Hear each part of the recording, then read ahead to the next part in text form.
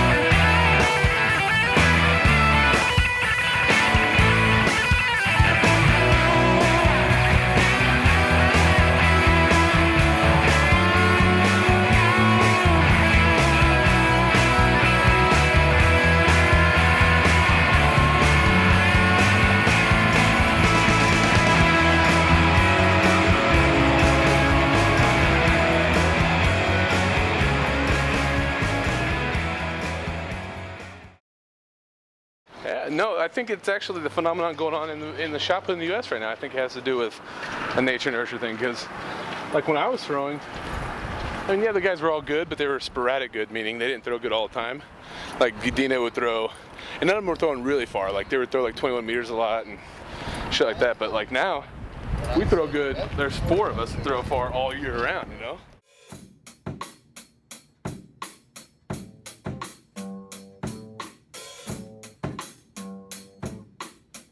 Right now, I think a lot of people think that 23 meters is still way out there, even if they don't necessarily think of it that way.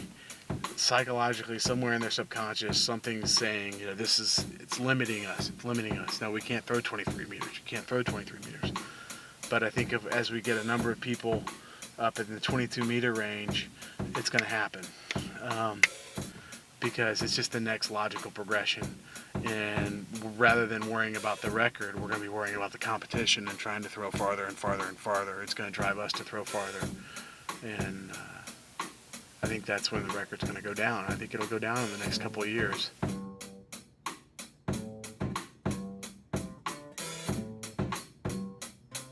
It's so hard to get to the point where you get to compete with them in our country. We're so worried about each other that by the time you get over there, it's like, who are you going to compete with? Because all we look at is we got to make this team, and to worry about Rutger Smith, that's just going to cause problems. Because I got to worry about 6 other guys that are trying to keep me out of those 3 spots. So it's a tough road in the shot put world in America.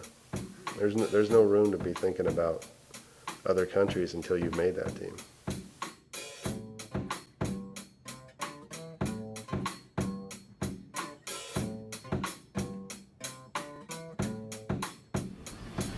Throwing well in the U.S. and then throwing well in Europe are 2 different things. I think people fail to realize that. I think you become a true master of your technique if you can do it in the U.S. and also throw really, really well in Europe. Because that's where you win your major championships. You don't win championships in the U.S., you win them in Europe.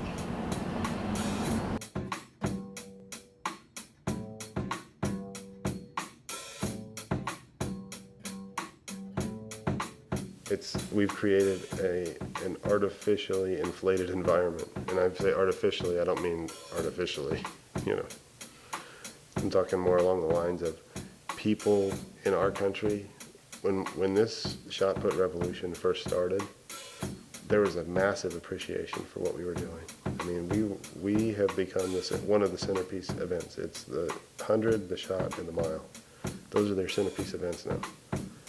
And at this point, I think that we've gotten so good at what we do that an appreciation for what we do has been lost.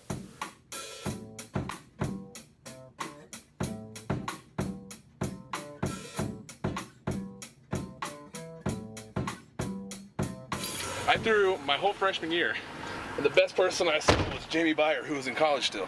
He threw 62 feet. Then I went to the Olympic trials and saw all these guys, and to me it was like they were mythical, you know what I mean?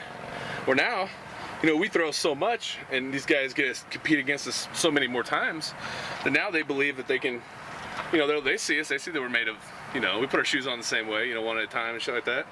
So I think that illusion, you know, that mental barrier gets dissolved a little bit by having so many good guys in the U.S., you know?